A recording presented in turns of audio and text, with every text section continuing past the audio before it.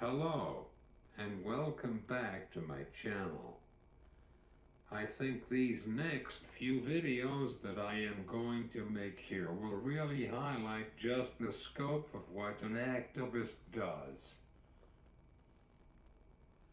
Now, if you watched last week's video, you might have asked yourself why I was out on the picket line with all the property managers, office workers, and maintenance workers from the Washington County Housing Authority. What possessed me to get involved with the employees of the Housing Authority? Anyway, I am just a tenant. It is not my issue if the management takes an employee's pension. That is where you are wrong. I would like to first give you guys an update on that strike. Last Friday, the Housing Authority and the Teamsters Union came to an agreement. They got everything that they were demanding, which was $1 raise for the property managers and other support staff, and they were trying to mess with their health care coverage. As of this past Monday, everything is back to business as usual. But why? The answer is not an easy one. The short answer is activism, especially disability rights activism, is a part of who I am. This will be a multi-video series because I am not going to have you sit through an hour of me talking. Today's video will be about how I got into disability rights activism. I would like to read you a quotation from Dr. Martin Luther King Jr.'s letter from a Birmingham jail. Injustice anywhere is a threat to justice everywhere. Injustice anywhere is a threat to justice everywhere. I live and breathe that every day. I am down to protest for the right reasons. Like Representative Democrat John Lewis said, get into good trouble, necessary trouble. I despise those who sold the good name of protesting and nonviolent civil disobedience, such as ones at LGBT pride events, who just spew out trash about the Bible and religious garbage. Those are not real protests, because what are their demands? To turn everybody straight. As Judge Judy would say, it's ridiculous. They do not want to negotiate, and I feel nobody should pay attention to so-called East Christian fundamentalist organizations like the Westboro Baptist Church, because they are not doing God's work. They are really disrespecting the United States of America. You could say that my two brothers and I didn't have a conventional childhood, thanks to me and my disability. While most conventional parents would be shocked if their kids were involved in the strike or another form of nonviolent civil disobedience and properly ground them. Our parents, on the other hand, took my two brothers and me on protests as if it was a vacation. One year my parents got me a toy megaphone for Christmas. So yay, I guess you could say that I had pretty radical parents, to say the least. Now, a while back I made a video on this channel about Talking with Technology Camp in Empire, Colorado, and that is where our story begins. Well, sort of. One night my mom and dad were in their bed watching the local evening news from Chicago when there was a story about these radical people with disabilities in Chicago protesting. My dad had a friend by the name of Shell Trap, and they go back to their childhood. Yeah, what an appropriate name of Trap, and he is an activist. Anyway, he organized out of Anita Cameron-S, another disability rights activist, old neighborhood in Chicago. My dad called up Shell, which he knew through his childhood best friend, Jimmy Zampcotta, and asked what is going on. Shell invited my dad to the protest the next day where he met Bob Kafta, Stephanie Thomas, Mike Ogberger, Annette Cameron, and the leadership of National Adapt, which then stood for American Disabled for Attendant Programs Today. Before it was American Disabled for Accessible Public Transit. While I was at Talking with Technology Camp in Empire the following summer, my mom and dad went to tour Atlantis Community in Denver. We always would arrive in Denver a day or a week before so I could acclimate to the high altitude. The next summer, 1994, I believe, we stayed at our friend Jim Parker's house before going to camp. Jim Parker was a quadriplegic who worked at Atlantis Community.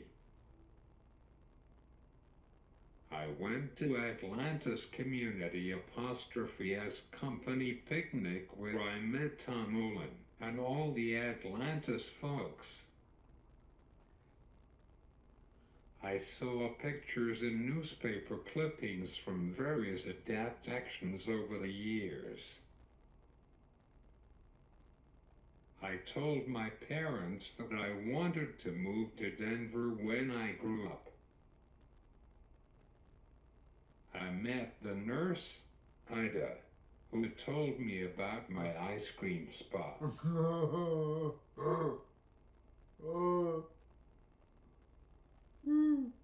They did not want me to end up in the hospital again.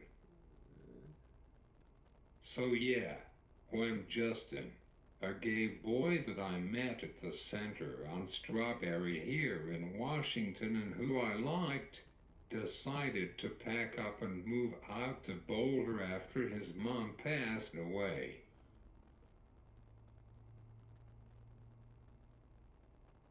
With knowing myself and the flavor of ice cream that I was tempted to say to him, could you come pack me up as well and then take me to Colorado with you, or once you get in a place, I'll fly out to Denver, get everything set up as far as starting waiver services for attendant care through Atlantis, getting public housing, sign the lease.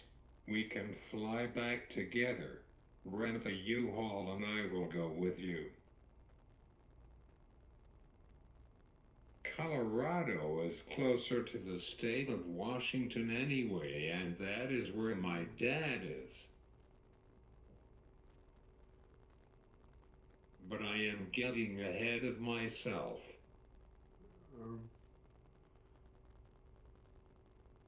My dad and our friend, a quadriplegic man named Steve Veriden, started Wisconsin Adapt. Steve lived in Madison. You know, come to think about it, Steve was more than just a friend. He was an uncle to me.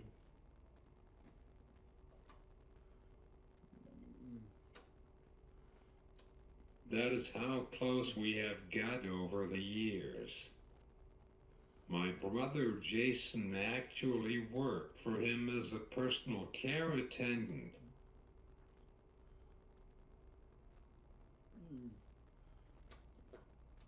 My first national adapt action was Baltimore/Washington, D.C. in May of 1995. I was 9. Let me explain how actions normally work. The day leaders arrive on Friday. Everybody else arrives on Saturday. Sunday morning we have a new people legal meeting and color leader meeting. In the afternoon we had some sort of rally or a fun run, which was a fundraising event. Monday and Tuesday are the big action days. Normally arrests happen on Monday. Wednesday is rally lobby day where we meet with our legislators. Because people usually have a long drive, and protesting takes a toll on you not only mentally but physically. Thursday is go home day, leaving the weekend to recover.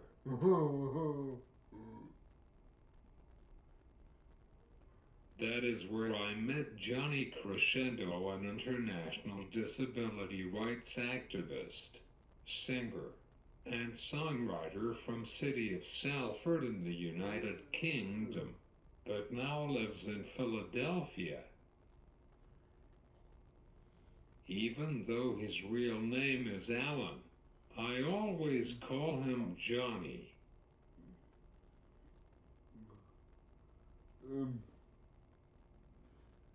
That was the action where we went to Speaker Newt Gingrich's apartment in D.C. to pressure him to introduce the first version of Medicaid Community Attendance Services Act. We were there all night. When morning came, I believe that we were in the hallway of the Capitol right outside of the House of Representatives floor. Wheelchairs lined both sides of the hall. Newt was shaking everybody's hand, but when he came to me, I refused. I told him I will shake your hand after you introduced our legislation. Well, as soon as House Resolution 2020 was introduced, which was our legislation, Newt came out and shook my hand. Yeah, the third most powerful politician shook my hand.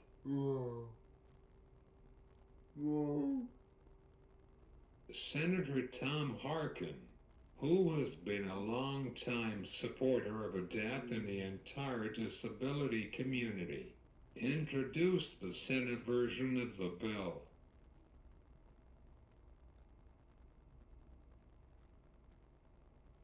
Senator Harkin also introduced and sponsored the Americans with Disabilities Act, but I am just focusing on my experience during this series. At the next national action, which was in Lansing, and this was my mom's first, They were asking people to speak. They asked me to speak. Now my touch talker, which was made by the Pranky Roma Company, which was state-of-the-art in 1989, did not have notebooks and only had one line of text. In a previous video, I showed you how I type each word out to build a sentence. I think one of the day leaders, I am not sure who, rang my room and asked my mom if I could speak.